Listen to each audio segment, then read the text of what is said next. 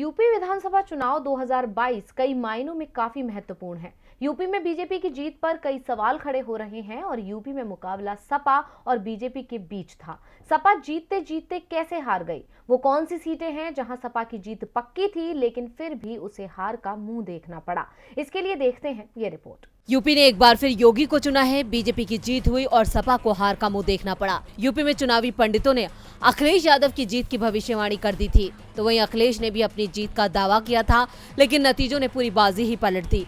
UP में 9 सीटें ऐसी थी जिन पर सपा प्रत्याशी जीतते जीतते हार गए। ऐसा क्यों हुआ, ये सवालों के घेरे में है, जिस पर विश्लेषण की जरूरत है।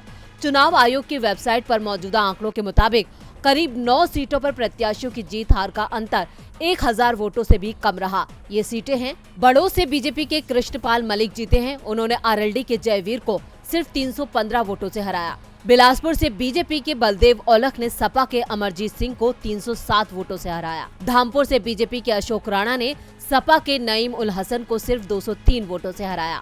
कटरा विधानसभा से बीजेपी प्रत्याशी वीर विक्रम सिंह ने सपा के राजेश यादव को 357 वोटों से मात दी। कुर्सी से बीजेपी के सकेंद्र प्रताप ने सपा के राकेश वर्मा को सिर्फ 217 वोटों से हराया है। मुरादाबाद नगर से बीजेपी के रितेश गुप्ता ने सपा के यूसुफ अंसारी को सिर्फ 782 वोटों से मात दी।